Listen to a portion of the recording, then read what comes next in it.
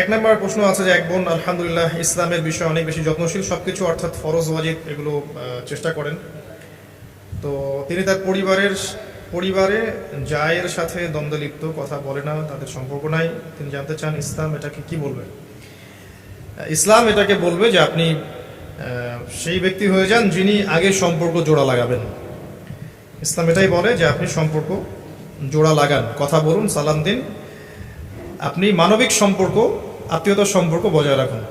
আত্মীয়তার সম্পর্ক ছিন্নকারী ব্যক্তি জান্নাতে যাবে না। একটা বিষয় হচ্ছে আমাদের এই মুআমালাতের ক্ষেত্রে বা মানুষের সাথে মেলামেশার ক্ষেত্রে দেখা যাবে সবার সাথে আমাদের সবকিছু বনিবনা হবে না। তারপরেও আল্লাহর সন্তুষ্টির জন্য সম্পর্কটা বজায় রাখতে হবে, শুধু আল্লাহর জন্যে, যে আল্লাহ পাক রাখতে বলেছেন রাখছি, আল্লাহ পাক আত্মীয়তার সম্পর্ক ছিন্ন করতে নিষেধ করেছেন করছি না, এটা আল্লাহর জন্য। তখন আপনি কষ্ট পাবেন না। যখন আপনি আল্লাহর জন্য কিছু করবেন তখন আপনি আঘাতপ্রাপ্ত হলেও কষ্ট পাবেন না, বিকজ আপনি আল্লাহর জন্য করেছেন। আল্লাহ পাক বোঝার তৌফিক দান করুন। আমি জানি অবিবাহিত মেয়ে বা ছেলের মধ্যে কোনো বন্ধুত্ব সম্পর্ক ইসলাম হালাল বলেনি। আজকে তো বিবাহের সেশন না, আমরা বিবাহ নিয়ে আলাদা সেশন করতে পারতাম। আমি বিবাহের প্রয়োজন অনুভব করছি, বাসায় বলেছি, দোয়া করেছি ইত্যাদি। বিয়ে দিতে নারাজ, এই কমন প্রশ্ন আর কি, এগুলো সাধারণত আমাদের অনেকেরই প্রবলেম। প্রথম কথা আমি যেটা বলবো ভাই, সলিউশন হচ্ছে শোনেন, বিয়ে করার আগে পড়াশোনা শেষ করেন। পড়াশোনা যা করার বিয়ের আগে করে নেন, অ্যাটলিস্ট একটা লেভেল পর্যন্ত। দাওরা ফারেক করে নেন, মাস্টার্স বা অনার্স পাস করে নেন, MBA করে নেন, একটা লেভেল পর্যন্ত আপনি শেষ করে নেন। যদি এই লেভেল পর্যন্ত শেষ করার আগে আপনার চাহিদা খুব বেশি থেকে থাকে, চরিত্র হেফাজত করতে কষ্ট হয়, সেক্ষেত্রে আমি বলবো যে আপনি যদি অর্থনৈতিকভাবে স্বাবলম্বী হয়ে থাকেন তাহলে পা বাড়াবেন। যদি এই লেভেলে যাওয়ার আগে ইকোনমিক্যালি আপনি স্বাবলম্বী না হন তাহলে পা বাড়াবেন না, রোজা রাখবেন এবং বেশি বেশি পড়াশোনা করবেন, দিনের কাজের সাথে সম্পৃক্ত থাকবেন এবং ভালো মানুষদের সাথে মিলেমিশে থাকবেন, একা থাকবেন না। এভাবে ইনশাল্লাহ একটা পর্যায়ে আপনার বয়সটা একটু পরিণত হবে, তারপরে বিয়ে করলে আপনার মধ্যে ম্যাচিউরিটি আসবে। এটা হয়তো মনে হতে পারে আপনাকে যে চরিত্রটা হেফাজত করা এই সময়ের মধ্যে আমার জন্য কঠিন। আমি জানি কঠিন, কিন্তু এর পরের জীবনটা আরো কঠিন হয়ে যাবে। এটা বিশ্বাস করেন যে পরের জীবনটা আরো কঠিন হয়ে যাবে। পরামর্শ এক, যদি আপনার চাহিদা দমন করার মতো আপনার ইমানি তাকাত থেকে থাকে, ক্ষমতা থেকে থাকে, আপনি আগে আল্লাহর ওয়াস্তে দাওরা ফারেক করে নেন, পড়াশোনাটা শেষ করে নেন, তারপরে বিয়ে করেন। যদি আপনি দুর্বল হয়ে থাকেন তাহলে আমি অপশন বলবো, যদি ইকোনমিক্যালি স্ট্রং হন বিয়ে করেন। যেমন অনেকে থাকেন না, বাবার টাকা আছে বা আপনার ভাড়া তুলে খেতে পারেন বা আপনার আবারই জমি আছে ইত্যাদি, আপনার সামর্থ্য আছে, আপনি তাহলে করে ফেলেন। এটাতে আমি নিষেধ করবো না বা আমি বলবো না যেটা ভালো হবে না, করতে পারেন। কিন্তু যদি আপনার এখানে ইকোনমিক চাহিদা, ইকোনমিক কোনো ব্যবস্থা না থাকে এবং ইকোনমিক অবস্থা খুব খারাপ থাকে, এখানে আপনি বিয়ে করলে ঝুঁকিতে পড়বেন। তখন আপনার পড়াশোনাটাও হবে না ঠিক মতো, আপনার পরিবারের এই ঝামেলাগুলো ডিল করতে আপনার সময় চলে যাবে। তখন আপনি পরে আফসোস করবেন যে আরো 5টা বছর পরে বিয়ে করলে হয়তো ভালো হতো। আর বিশ্বাস করেন, একটা বিষয় সম্পর্কে আমাদের একটা আগ্রহ থাকে, যখন ওটা পেয়ে যাবেন দেখবেন মনে হবে আসলে এমনই ছিল বিষয়টা। ঠিক আছে, বিষয়টা এমন। আর প্রতিটা কাজ আল্লাহর সন্তুষ্টির জন্য করবেন। এই জায়গায় গিয়ে দিনকে প্রাধান্য দিবেন, দুনিয়াকে না। যদি দুনিয়াকে প্রাধান্য দেন আপনি ঠকবেন, মহা ঠকবেন। আল্লাহর রাস্তায় দিনকে প্রাধান্য দিবেন। আল্লাহ পাক বোঝার তৌফিক দেন। এক ভাই প্রশ্ন করেছে, ইসলামী ইতিহাস এবং অর্থনৈতিক বিষয়ক কার্যকরী বইয়ের নাম বলবেন। হৃদয় আল্লাহর ভয় বৃদ্ধির উপায় কি এবং 24 ঘন্টার রুটিন কেমন হচ্ছে, অনেকগুলো প্রশ্ন আছে। ইসলামী ইতিহাসের উপরে ডক্টর আলী মোহাম্মদ সাল্লাবি ওনার সিরিজগুলো পড়তে পারেন। ডক্টর আলী মোহাম্মদ সাল্লাবি ওনার অনেকগুলো ইসলামিক হিস্ট্রি সিরিজ আছে। এবং ইসলামিক ফাউন্ডেশন বাংলাদেশ, এখানে গিয়ে দেখবেন ইতিহাসের অনেক বই আছে যেগুলো কেউ কিনছে না, পড়ে আছে, মানুষ কিনে না। আপনারা কখনো গিয়েছেন? আমাদের একটা ভুল, ওখানে এমন অনেক বই আছে যেগুলো রেয়ার বই, বাজারে পাওয়া যায় না।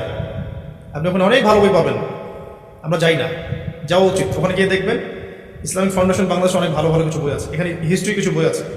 যখন আলোকিত জ্ঞানীর কম্পিটিশন চলছিল আমরা ওখানে গিয়েছিলাম এবং অনেকেই, আমাদের অনেক প্রতিযোগী সেখানে 10-20 হাজার টাকা করে বই কিনেছে। মাশাআল্লাহ, এই বইগুলো আমাদের বাসায় এখনো আছে।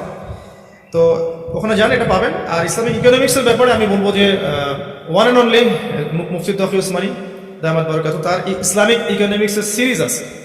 10টা থেকে 12টা বইয়ের একটা প্যাকেজ পাবেন ইসলামিক অর্থনীতির উপরে, এটা পড়েন। তবে এর সাথে সাথে অনার্স মাস্টার্সে যে ইকোনমিক্সের বইগুলো পড়ানো হয় সেটাও জানা উচিত। ওইটা না জানলে আপনি এটা বুঝতে পারবেন না। ঠিক আছে, আল্লাহ পাক। এক ভাই দিনী শিক্ষা অর্জন, ভাই না বোন আমি জানি না, লিখেছেন যে দিনী শিক্ষা গ্রহণ করতে চান, অনার্স লেভেলে পড়ছেন, জেনারেল পড়াশোনা কি বাদ দিব এরকম? জি না, জেনারেল পড়াশোনা বাদ দিবেন না, জেনারেল পড়াশোনার মধ্যে থাকবেন। আপনি পরিবেশটা দিকে খেয়াল রাখেন যে জেনারেল যেখানে পড়তে যাচ্ছেন সেই পরিবেশটা কেমন, এই পরিবেশ থেকে নিজেকে একটু সরিয়ে রাখার চেষ্টা করেন, কারণ এখানে ফ্রি মিক্সিং আছে এবং এই ফ্রি মিক্সিংটাকে তারা কিছু মনেই করে না। এখানে আপনি ইমান হারাতে পারেন, জেনায় লিপ্ত হয়ে যেতে পারেন, নাউজুবিল্লাহ।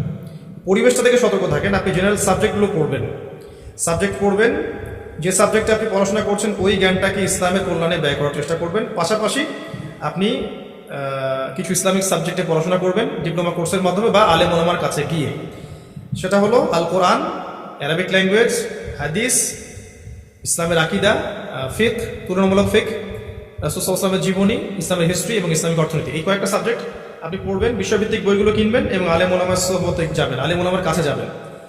যদি মেয়ে হয়ে থাকেন তাহলে মহিলা আলেমার কাছে যাবেন, মহিলা মাদ্রাসায় যাবেন। যদি ছেলে হয়ে থাকেন তাহলে আপনার জন্য সুযোগটা বেশি সহজ, আপনারা যেতে পারবেন আলেম ওলামার কাছে ইনশাআল্লাহ।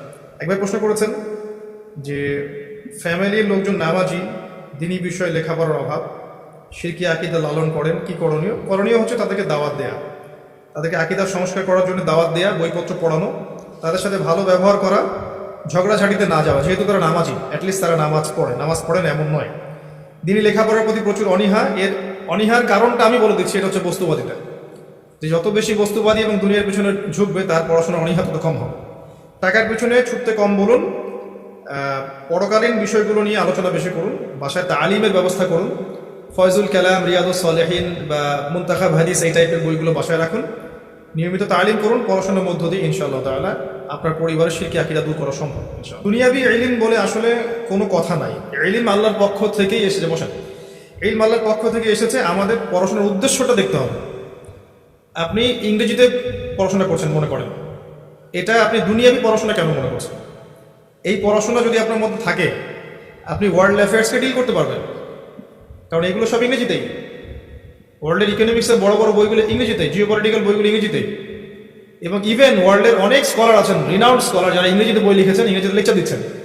তো ওগুলো বুঝবেন কিভাবে এবং শিখবেন কিভাবে যদি আপনি ইংরেজি না জানেন? তো এটা তো দুনিয়াবি পড়া না। আপনাকে ওই জায়গায় ওরা যদি শিরকি কিছু পড়ায়, কুফরি কিছু পড়ায়, সেটা স্কিপ করেন। আপনি রেজাল্ট ভালো করার চেষ্টা করেন, ওই জ্ঞানটাকে আপনি দিনের কল্যাণে কাজে লাগান। আপনি ইসলাম শিখে ইংরেজিতে একটা বক্তব্য দেন, আপনার বক্তব্য পুরো বিশ্বে ছড়িয়ে যাক এবং ওই বক্তব্যের ওসিলায় হাজার মানুষ ইসলাম কবুল করতে পারে।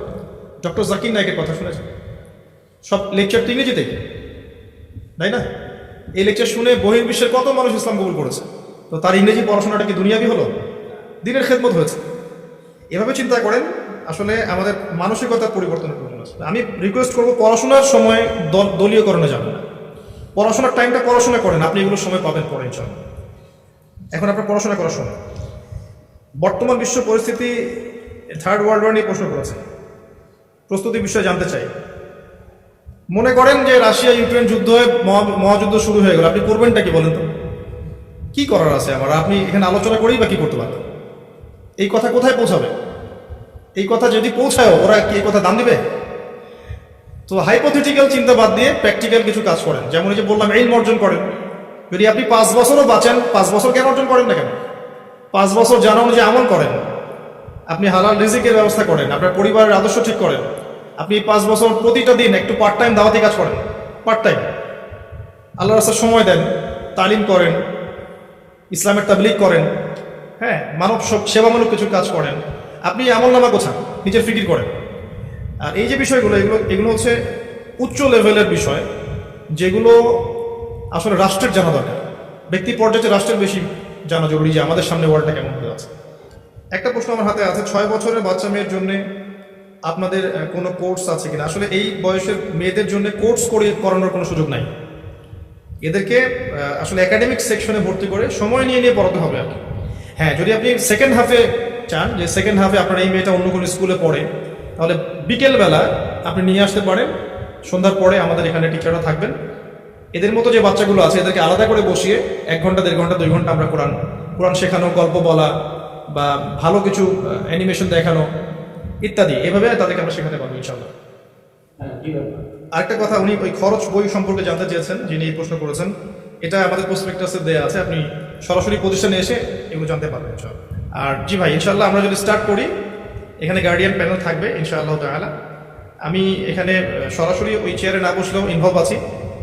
আমার মেধা, আমার শ্রম পরামর্শ দিয়ে ইনশাআল্লাহ আমি চেষ্টা করবো সাথে থাকার। আর আমিও চাচ্ছি যে আমার যেহেতু বাচ্চা কাচ্চা আছে, দেখতেই পাচ্ছেন, ওদের জন্য পড়াশোনার কোনো প্ল্যাটফর্ম দরকার। তো আমি আন্তরিকভাবে চেষ্টা করবো ইনশাআল্লাহ প্রতিষ্ঠান দ্বারা